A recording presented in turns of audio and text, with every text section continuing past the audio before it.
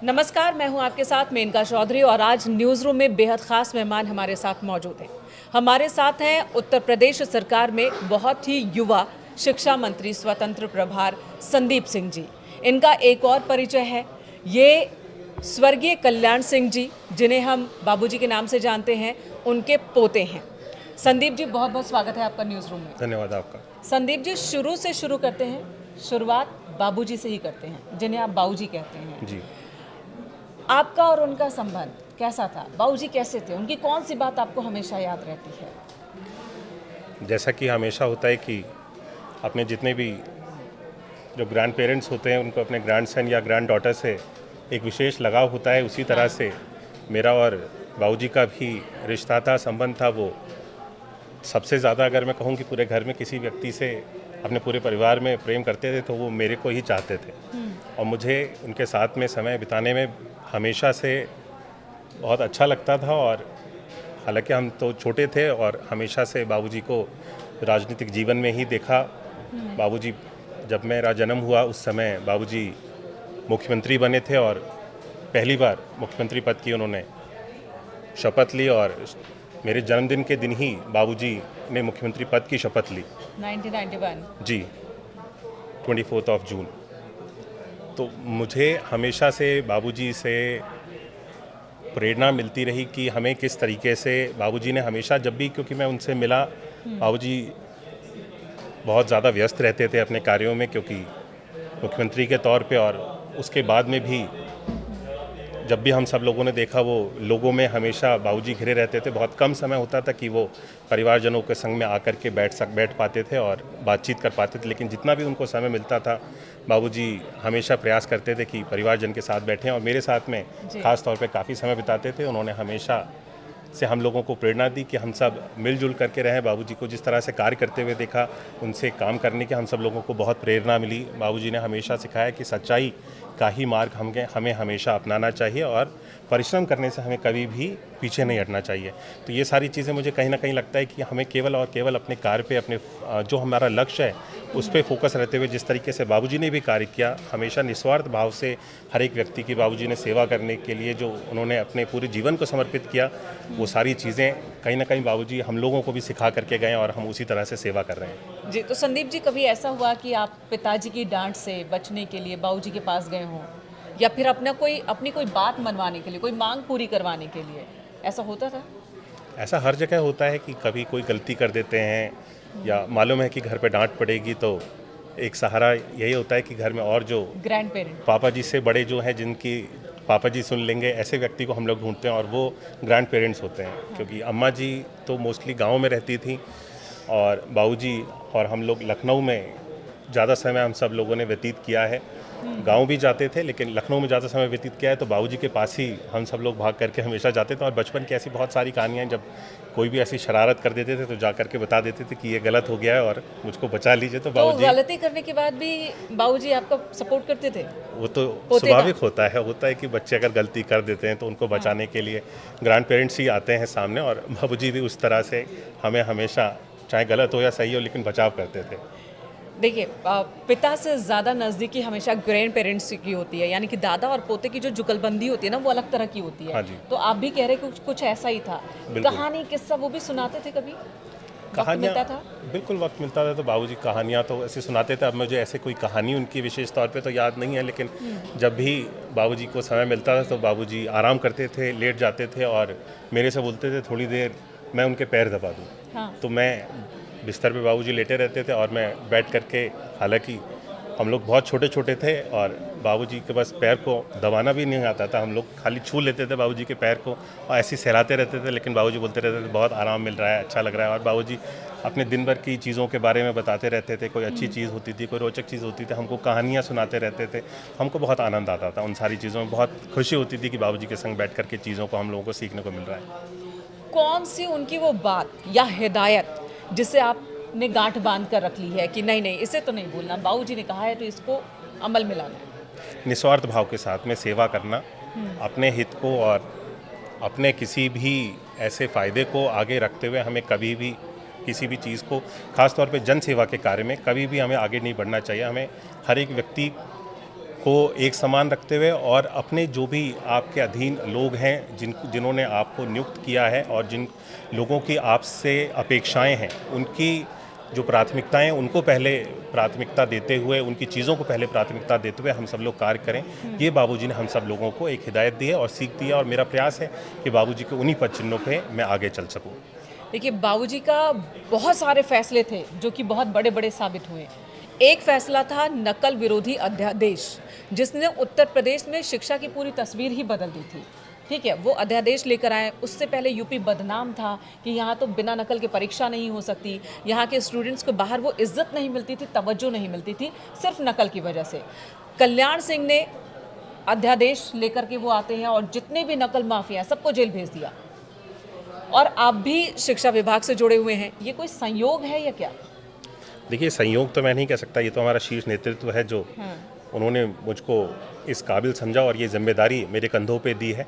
बाबूजी ने शिक्षा के क्षेत्र में, जब बाबूजी मुख्यमंत्री के तौर पे उन्होंने इस प्रदेश की कमाल संभाली, तो उन्होंने सबसे पहले इस प्रदेश की जो शिक्षा व्यवस्था पूरी तरह से चरमराई हुई थी, नकल माफिया पूरी तरह से इस प्रदेश के ऊपर हावी थे और ख़ास तौर पे जिस विधानसभा से मैं चुन करके आता हूँ, अतरौली विधानसभा से, जो कि बाबूजी की विधानसभा हुआ करती थी, वहाँ पर नकल माफियाओं का एक बहुत ही बड़ा रैकेट चलता था। बाबूजी ने उन सारी चीज़ों को बहुत करीब से देखा था और इसीलिए नकल अध्यादेश को बना करके बाबूजी ने लागू किया। और उस समय परीक्षाएं, जितनी भी बाबूजी के समय परीक्षाएं हुई, एक भी परीक्षा में नकल की एक भी कोई भी प्रकरण हम उस समय की सरकार के सामने नहीं आए।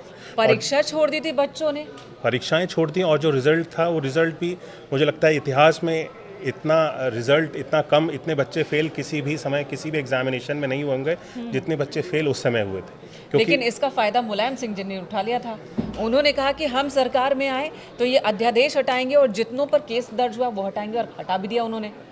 तो फ़ायदा उठा लिया उन्होंने पॉलिटिकल फ़ायदा भले ही उठा लिया, लेकिन इस प्रदेश की जनता के साथ, उनके भविष्य के साथ, बच्चों के भविष्य के साथ अगर आप खिलवाड़ करके केवल और केवल पॉलिटिकल फ़ायदे को लेकर के आगे बढ़ना चाहते हैं तो ऐसे ही राजनीति मुझे नहीं लगता कि ज़्यादा समय तक आगे चल सकती है। और प्रदेश के हित के लिए भी इस तरह की सोच को रखना आगे हमारे लिए लाभदायक होगा। ठीक है, एक बात होती है मुलायम सिंह यादव और स्वर्गीय कल्याण सिंह जी को लेकर।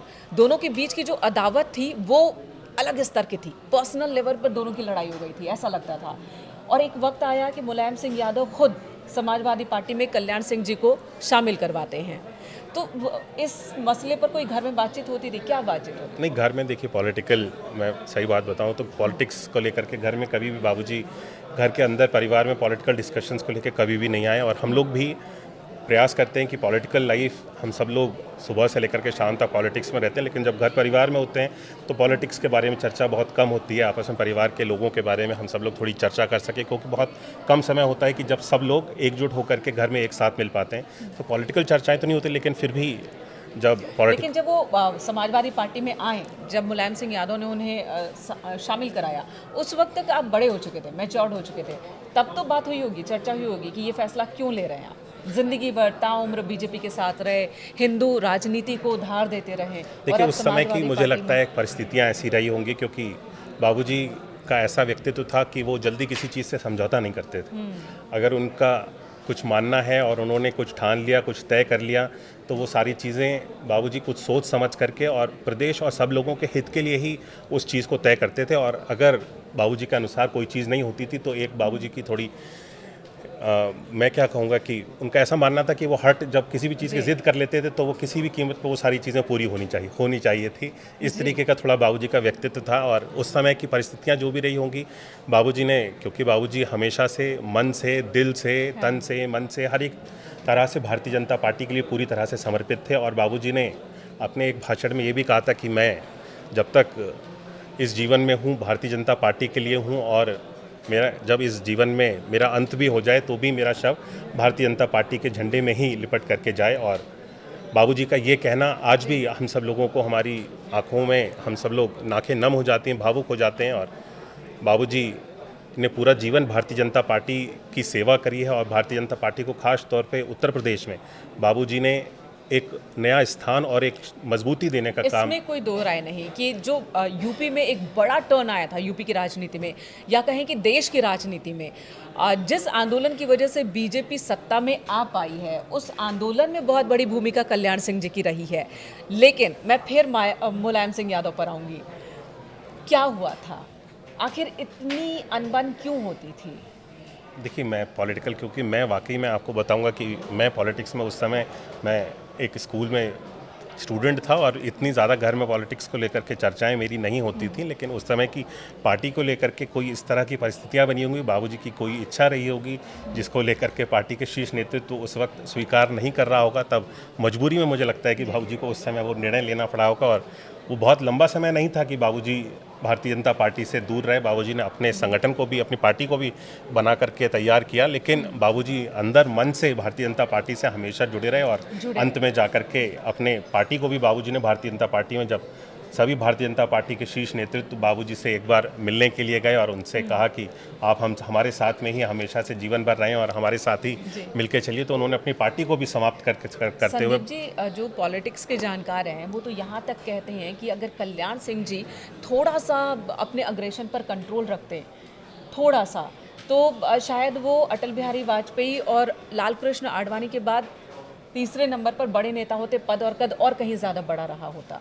कुछ मलाल होता है कि पार्टी को क्यों छोड़ा? नहीं, ऐसा कोई मलाल नहीं होता। बाबूजी ने अपने राजनीतिक, उनका विराट व्यक्तित्व, बाबूजी का इतना लंबा सफ़र, बाबूजी ने आज देश में शायद ही कोई ऐसा व्यक्ति हो जो बाबूजी के द्वारा किए गए कार्यों को और बाबूजी की जनसेवा से परिचित ना हो। और हमें गर्व होता है कि हम बाबूजी के एक ऐसे परिवार में हम सब लोगों को, मेरा सौभाग्य है कि जन्म मिला जहाँ बाबूजी ने आम जन की सेवा करते हुए एक कीर्तिमान स्थापित किया और हम भी उन्हीं के पचिन्हों पे बढ़ चल करके आगे चल सकें। और बाबूजी के स्थान पे तो नहीं पहुंच सकते, लेकिन प्रयास है कि हम उसी तरह बाबूजी की तरह जिस तरह से बाबूजी ने सेवा करी, उस सेवा भाव को हम सब लोग आगे लेकर के जाएं। और मुझे किसी भी तरह का कोई गिला शिकवा इस तरीके का नहीं है कि बाबूजी ने पार्टी क्यों छोड़ी और पार्टी नहीं छोड़नी चाहिए थी। जिस व्यक्ति के भाग्य में जो सारी चीज़ें होती हैं, मुझे लगता है कि उसको वो सारी चीज़ें मिलती हैं। और बाबूजी ने, और ये उनके व्यक्तित्व का हिस्सा था, व्यक्तित्व का, इससे अलग करके हम कल्याण सिंह जी के बारे में सोच भी नहीं सकते कि उन्हें जो करना होता था वो करते थे, वो फैसले लेते थे, उन्हें जो बोलना होता था वो बोलते थे, और इसी के लिए बाबूजी जाने जाते थे। बिल्कुल। एक और बहुत बड़ा, कह सकते हैं कि एक और बहुत बड़ी उपलब्धि उनके नाम है, वो है सबसे बड़े मंत्रिमंडल की। 93 मंत्रियों का मंत्रिमंडल था उनका, इस पर चर्चा होती है। बाबूजी, क्योंकि जैसा कि मैंने कहा कि एक ज़मीनी नेता थे, हाँ।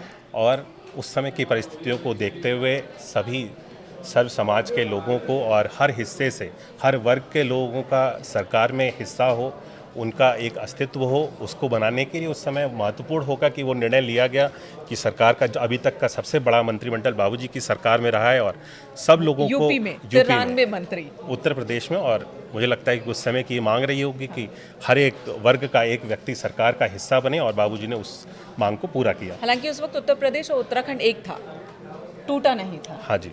तो उत्तर प्रदेश उत्तराखंड संयुक्त रूप से 93 मंत्रियों का मंत्रिमंडल था कल्याण सिंह जी का। एक और जो बात है जिसने उत्तर प्रदेश और देश की राजनीति को एक बहुत बड़ा टर्न दिया, वो साल था साल 2090, 2091, 2092। 90 जब कार सेवकों पर मुलायम सिंह यादव ने गोलियां चलवा दी थी, जिसकी वजह से उनकी सत्ता भी चली गई। क्या उस इंसिडेंट पर घर में बाद में कभी कोई चर्चा हुई जब आप राजनीति का कहरा सीख रहे थे तब? नहीं, मैं तो देखिए बहुत ही छोटा था, लेकिन अब चर्चाएं सुनते हैं कि उस वक्त बाबूजी ने जो निर्णय लिया था कि जब बाबरी ढांचे का विध्वंस हुआ था, उस समय बाबूजी की सरकार थी और उन्होंने उसकी पूरी जिम्मेदारी अपने ऊपर लेते हुए जी, जब उनकी 92 में गवर्नमेंट थी और उस समय उन्होंने सारी जो उसकी जिम्मेदारी थी, जो घटना घटी थी, उसके अपने ऊपर लेते हुए उन्होंने इस्तीफ़ा दे दिया था। और उस तरह से उन्होंने ये भी कहा कि मैं, जब तक मेरी सरकार रहेगी, मैं किसी भी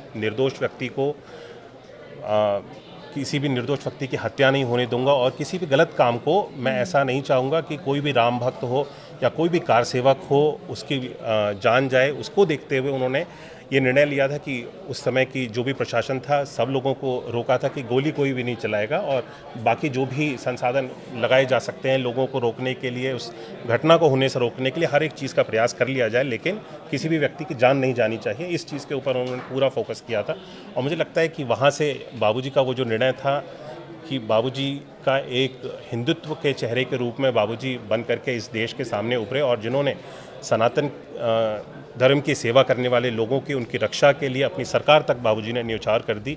वहाँ से बाबूजी ने जो अपने जीवन में वो निर्णय लिया, उस निर्णय के नाम पर बाबूजी आज भी हम सब लोग उनको याद करते हैं। संदीप जी, मुझे वो अभी भी याद है इंसिडेंट जब रामलला मंदिर प्राण प्रतिष्ठा हुई थी और कल्याण सिंह जी की सेहत तब भी ठीक नहीं थी और उन्होंने कहा था कि राम मंदिर को बनते देखना मेरा सपना था और राम मंदिर को मैंने बनते देखा जब बन भी रहा था।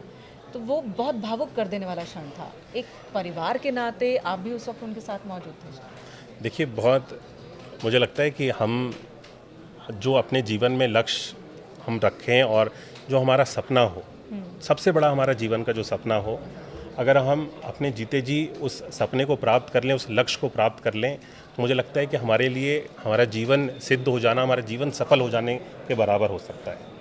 बाबूजी का ये सबसे बड़ा सपना था कि जब उन्होंने ये निर्णय लिया 1992 में अपनी सरकार गंवा दी कि अयोध्या में प्रभु श्री राम का एक भव्य राम मंदिर बन करके अब खड़ा होना चाहिए। जब इतने सारा त्याग और बलिदान, इतने लोगों का त्याग और बलिदान उसके पीछे है, तो एक भव्य राम मंदिर बनना चाहिए। और उस समय से बाबूजी ने इस लड़ाई को लड़ना प्रारंभ किया और बाबूजी का एक सपना था कि भव्य राम मंदिर बन करके तैयार, और वो बन गया। और वो बन करके पूरा खड़ा तो नहीं, लेकिन उसकी नींव जो है जब रखी गई तो बाबूजी के सामने उसकी नींव रखी गई। और जब उसका नींव रखने का कार्यक्रम किया जा रहा था, क्योंकि कोविड का दौर था उस समय, और बाबूजी की एज को देखते हुए, उम्र को देखते हुए हम सब लोगों ने निर्णय किया कि बाबूजी घर से ही बैठ करके, उनकी इच्छा बहुत थी कि जा करके उस अयोध्या में उसी प्रांगण में जा करके बैठ करके, जब भूमि पूजन का कार्यक्रम चल रहा था मंदिर का, उसमें माननीय प्रधानमंत्री जी के साथ में उस कार्यक्रम प्रतिभाग करें, लेकिन स्वास्थ्य कारणों की वजह से और सेफ्टी को देखते हुए हम सब लोगों ने उनको घर में ही टीवी में उन्होंने उस पूरे कार्यक्रम को देखा। और बाबूजी वाकई में उस समय, उस क्षण बहुत भावुक भी हुए और उनके मन में बहुत प्रसन्नता भी थी कि जो उन्होंने जीवन में एक लक्ष्य रखा था कि प्रभु श्री राम का एक भव्य राम मंदिर बने, वो मंदिर बन करके तैयार भी हो गया। एक और बात थी, बाबूजी जब अस्पताल में थे, जब बाबूजी का इलाज चल रहा था और बाबूजी के अंतिम समय में, क्योंकि लगभग 2 से ढाई महीने उनको अस्पताल में रहना पड़ा था और लगातार उनका इलाज चला और उस समय उनको कहीं आने जाने की भी इजाज़त नहीं थी और काफ़ी लंबे समय, तो लगभग 1 माह तो बाबूजी पूरी तरह से बेड पे थे। उस समय जब तक बाबूजी हम सब लोगों से बात कर रहे थे, राम मंदिर बन चुका था और बाबूजी ने हम सब लोगों से कहा, आखिरी समय, आखिरी क्षण, आखिरी शब्द थे बाबूजी के कि मैं जब से मंदिर से दर्शन करके वापस लौटा हूँ, तब से मेरा स्वास्थ्य कुछ अच्छा महसूस नहीं हो रहा, मुझे कुछ अच्छा नहीं लग रहा है, अब मैं आराम करना चाहता हूँ।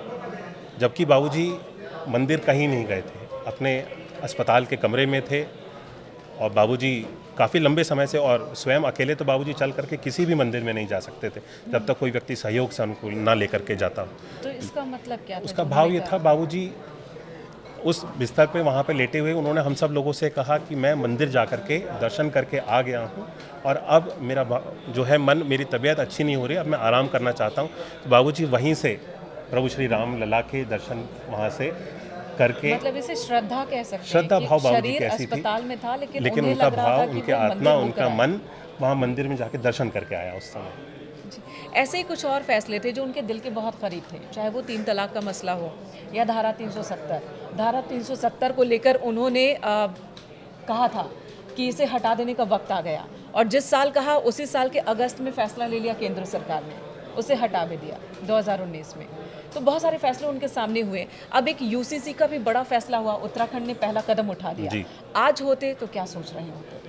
देखिए, ये सारी चीज़ें हमारे देश को सशक्त बनाने के लिए बहुत ज़्यादा महत्वपूर्ण हैं, हमारे देश की एकता को मजबूत बनाने के लिए बहुत ज़्यादा महत्वपूर्ण हैं, और भारत को, जो हमारे प्रधानमंत्री जी ने एक संकल्प लिया है कि एक विकसित राष्ट्र के रूप में हमको निर्मित करना है, इन सारी चीज़ों को चरितार्थ करने के लिए ये सारी चीज़ें बहुत ज़्यादा सहायक होंगी। हमारे देश में एका का भाव होना चाहिए, हर एक व्यक्ति को समानता का भाव मिलना चाहिए। इस देश में रहने वाला कोई भी व्यक्ति ऐसा नहीं होना चाहिए जो इस देश के अंदर रहते हुए अपने आप को शोषित महसूस करे। सरकार हर एक व्यक्ति के लिए होती है और हर एक व्यक्ति को समान अधिकार भी देती है। इन सारी चीज़ों को पहुंचाने के लिए हमारी सरकार कार्य कर रही है। हम किसी एक व्यक्ति विशेष या वर्ग विशेष के लिए कार्य हमारी सरकार कभी नहीं करती। हमने हमेशा सबका साथ और सबके विकास का जो माननीय प्रधानमंत्री जी का नारा है, इसको चरितार्थ करते हुए हमने काम किया है और सबको एक साथ लेकर के चलने का प्रयास किया है। जी संदीप जी, दो तरह के लोग होते हैं, एक होते हैं प्रैक्टिकल और एक होते हैं इमोशनल। बाबूजी के लिए कहा जाता था कि वो बहुत इमोशनल हैं, और जो लोग इमोशनल होते हैं वो दिल से फैसले लेते हैं और वो इस बात का ख्याल नहीं रखते कि उनके बोलने से किसे प्रॉब्लम हो रही है, किसे कौन नुकसान पहुंचा सकता है। उनके मन में आया वो बोल गए। तो कहीं ना कहीं आप में भी वो गुण होंगे। कैसे कंट्रोल करते हैं आप? प्रैक्टिकल ज़्यादा है या बाबूजी की तरह इमोशनल ज़्यादा है?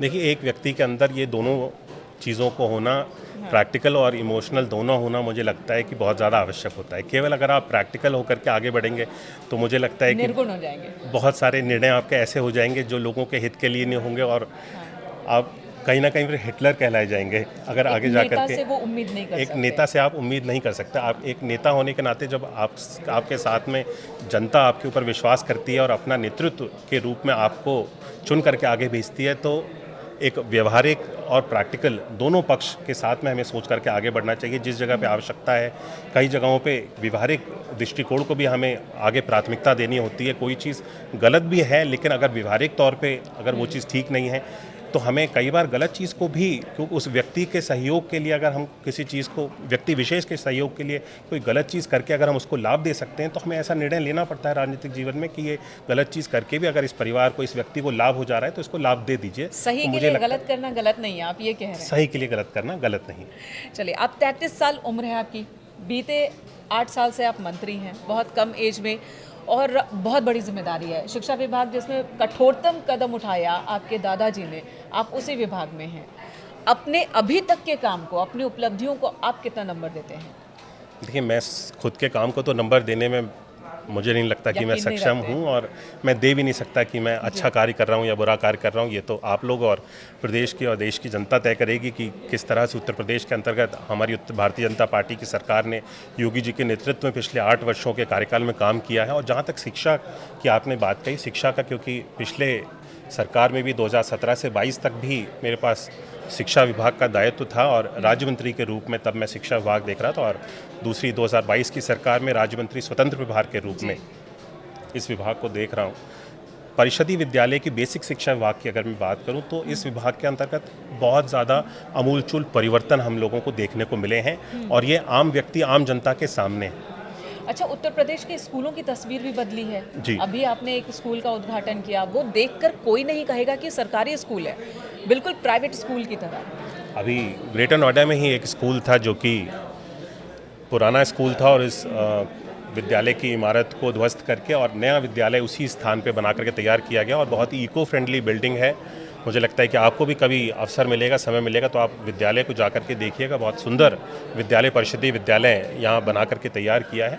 ये केवल एक विद्यालय नहीं बल्कि सभी विद्यालयों को, हमारे जितने भी 1,30,000 परिषदीय विद्यालय उत्तर प्रदेश के अंतर्गत हैं, इन सभी विद्यालयों को हम सब लोगों ने, जब 2017 में हमारी सरकार बनी तो हमने ऑपरेशन कायाकल्प के माध्यम से विभिन्न 19 डिफरेंट पैरामीटर्स पे हमने अपने कार्यों को प्रारंभ किया। मूलभूत सुविधाएं जो किसी भी परिषदीय विद्यालय में पूरी नहीं थी, ना बच्चों के पास में पेयजल की व्यवस्था थी, ना टॉयलेट्स थी, ना खाना खाने के लिए बैठने के कोई शेड की व्यवस्था थी, ना क्लासरूम्स की प्रॉपर व्यवस्था थी, ना क्लासरूम में ब्लैक बोर्ड होते थे, और ना ही कोई फर्नीचर होता था।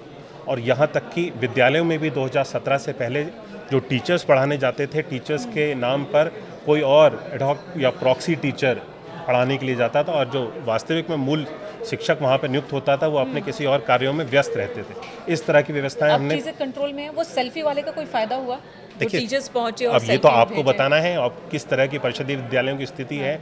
इस तरह की शिकायत मुझे नहीं लगता कि कहीं से भी आ रही है कि बच्चों को विद्यालय में पढ़ाने के लिए शिक्षक नहीं पहुंच रहे हैं, या फिर बच्चों को पास अत्याधुनिक जो भी सुविधाएं उपलब्ध कराई जानी चाहिए किसी भी विद्यालय को नहीं पहुंच पा रही हो। हमने हर एक विद्यालय को फर्नीचर से युक्त करने के लिए लक्ष्य लिया है और बहुत जल्द, क्योंकि 1,30,000 विद्यालयों को एक साथ आप फर्नीचर की सुविधा से जोड़ दें तो ये संभव नहीं। हम लोग लगातार प्रयास कर रहे हैं प्रतिवर्ष। मेरे पास तस्वीरें भी हैं, वीडियो भी हम स्क्रीन पर प्ले करेंगे और ये तस्वीरें भी मैं दिखा रही हूँ। ये है वो स्कूल जिसकी हम चर्चा कर रहे हैं। ये स्क्रीन पर फिलहाल नहीं आ पा रहा है, मैं आपको दिखाऊंगी टीवी पर। तो जो ये स्कूल है बिल्कुल प्राइवेट स्कूल की तरह चमकती हुई इमारत है और पार्क है, खेलने की जगह भी है, पेयजल की सुविधा भी है। दिल्ली की जो पूर्व सरकार है उसने तो खूब वाहवाही लूटी कि हमने स्कूल ऐसे बना दिए वैसे बना दिए। आप उस तरह से प्रचार क्यों नहीं करते थे? देखिए, मुझे लगता है कि जो वास्तविक स्थिति है वो अपने आप आम लोगों तक पहुँचे और उसकी चर्चा स्वयं लोग करें, तब मुझे लगता है कि जब किसी चीज़ को आपने सरकार ने अच्छा कार्य किया है और स्वयं जनता जब उस चीज़ की चर्चा करे तब सरकार के उस कार्य को सफल माना जाता है। आप स्वयं ही किसी चीज़ को करके और एक मॉडल के रूप में, जहां दिल्ली के एजुकेशन सिस्टम को पूरे देश में अरविंद केजरीवाल जी एक मॉडल के रूप में प्रस्तुत करते थे, जबकि आप देश के और भी अन्य कोनों में जाएंगे और उत्तर प्रदेश को ही देख लीजिए, ऐसे हमारे बहुत सारे विद्यालय हैं जो आज परिषदीय विद्यालय के नाम पर किसी भी प्राइवेट या कॉन्वेंट स्कूल से आप उन विद्यालयों की तुलना कर सकते हैं, इंफ्रास्ट्रक्चर को देखते हुए और सुविधाओं को, शिक्षकों को भी देखते हुए। मैं ये नहीं कहता केवल इंफ्रास्ट्रक्चर, शिक्षक भी, अगर आप हमारे परिषदीय विद्यालयों के आज के शिक्षकों की अगर आप क्वालिफिकेशन को देखेंगे तो किसी भी प्राइवेट और अन्य जो भी अच्छे से अच्छे स्कूल हैं उसकी तुलना में हमारे शिक्षक अधिक योग्य हैं। उनकी शिक्षा भी बहुत बड़ी मुश्किल से वो लोग अपने एग्ज़ाम्स को और जो भी भर्ती की प्रक्रिया है उसको पास करने के बाद में टीचर बनते हैं। कोई आसान प्रक्रिया नहीं है कि आपने बिल्कुल। और आपसे बातचीत कर ऐसा लग रहा है कि आप अपने काम को पूरे मज़ा लेकर काम कर रहे हैं। बदलाव की कोशिश हो रही है शिक्षा व्यवस्था में। अब मौजूदा जो एक दो टॉपिक है जिन पर बहुत सियासी बाजार गर्म है, उस पर भी आपका रिएक्शन चाहूँगी। शुरुआत वक्फ संशोधन बिल विधेयक से करते हैं। इसे लेकर बवाल मच गया, जबकि इस पर जेपीसी का गठन हुआ, सभी राजनीतिक दलों को पक्ष विपक्ष को बोलने का मौका मिला और अब इस पर बवाल हो रहा है। कहा जा रहा है कि भले ही संसद ना चले हम ये बिल पास नहीं होने देंगे। इस पर आप क्या कहें? देखिए, मुझे लगता है क्योंकि शीर्ष नेतृत्व इन सारी चीज़ों के ऊपर विचार कर रहा है और जो भी निर्णय शीर्ष नेतृत्व द्वारा किया जा रहा है वो देश की एकता और अखंडता को और सशक्त और मजबूत बनाने की दृष्टि से किया जा रहा है, सर्व समाज को और ताकतवर बनाने के लिए और इस देश में रहने वाले एक एक नागरिक के हित के लिए सभी निर्णय लिए जाते हैं। मुझे लगता है कि जितने भी विरोधी आज पार्टियां हैं वो इन सारी चीज़ों का भले ही सहयोग ना कर रही हों, लेकिन इस देश के हित के लिए जो भी निर्णय लिए जा रहे हैं वो इस देश को आगे लेकर के जाने के लिए ही लिए जा रहे हैं। विरोधियों को केवल और केवल अवसर चाहिए और इन सारी चीज़ों पे मुझे लगता है कि उनको अवसर मिल जाता है और इसकी आलोचना करने के लिए उन्हें कोई मौका छोड़ते नहीं। लेकिन वो तो कह रहे हैं, मुस्लिम संगठन तो विरोध कर रहे हैं, करेंगे ही, उन्हें लग रहा है उनके हक पर कब्जा है। हालांकि कुछ संगठन हैं जो कि वक्फ संशोधन बिल के समर्थन में भी है, लेकिन कांग्रेस की बात कर ले, समाजवादी पार्टी की बात कर ले, ये तो कह रहे हैं कि वक्फ के संपत्ति को खुर्द-बुर्द करने की साजिश है, ये समाज की जो एकता उसे तोड़ने की साजिश है। ये देखिए, किसी भी तरह से इस तरह का भ्रम जितनी भी विरोधी पार्टियां फैलाने का प्रयास कर रही हैं, मुझे लगता है ये केवल और केवल भ्रम है। भारतीय जनता पार्टी की सरकार, चाहे केंद्र की हो या प्रदेश की हो, किसी भी व्यक्ति को, किसी भी समाज को क्षति या नुकसान पहुंचाने की दृष्टि से हम कभी भी कार्य नहीं करते हैं। संभल में हम सब खुदाई पर खुदाई चल रही है, इतिहास खोदे जा रहे हैं। ये सारी चीज़ें आपके सामने हैं, आप भी सारी चीज़ों को समझ रहे हैं और ये दुनिया भी और ये देश भी और प्रदेश भी ये सारी चीज़ों को देख रहा है। जो सारी चीज़ें हो रही हैं, जो इतिहास में चीज़ें गलत की गई, अगर उसको सही करना आप दोबारा से गलत मानते हैं तो मुझे लगता है कि हमें इस पर दोबारा से विचार करने की आवश्यकता है। जो सारी चीज़ें पुरानी चीज़ें थीं और पुराने समय में हमारी पुरानी जितने भी लोग रहे हों, पुरानी पीढ़ियां रही हों, जो उस समय की, उस समाज की, उन लोगों ने जो इस तरह के कार्य किए और उस समय के लोगों का शोषण भी किया गया होगा, उस चीज़ों को हम क्यों भूल जा रहे हैं उस समय लेकिन ये देखिए ना, मंदिर 46 साल बाद खुला, ठीक है, कपाट खुल गया, रंग रोगन हो गया, वहाँ पर होली मनाई जा रही है, ये ठीक है, लेकिन वहाँ पर जो मेले का आयोजन होता था हर साल, उस मेले पर पाबंदी प्रशासन ने लगा दी।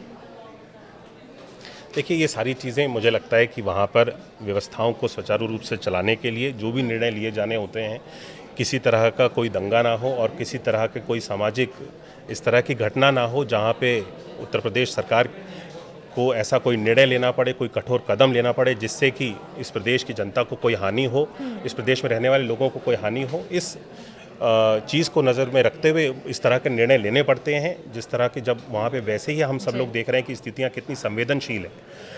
छोटी छोटी बात पे बड़ी बड़ी घटनाएं हो जाती हैं और आए दिन आप टीवी चैनलों पे, आपके चैनल पे भी आए दिन कुछ ना कुछ चर्चा चलती रहती है संभल को लेकर के। तो मुझे लगता है कि लॉ एंड ऑर्डर को मेंटेन रखना सरकार की प्राथमिकता होनी चाहिए और इन सारी चीज़ों को देखते हुए जो भी निर्णय अगर लॉ एंड ऑर्डर मेंटेन करने के लिए लिए जाने चाहिए तो वो लेने में हमारी सरकार, हमारे मुख्यमंत्री जी कभी भी कोई संकोच नहीं करते हैं। और औरंगजेब की कब्र पर आपकी क्या राय है?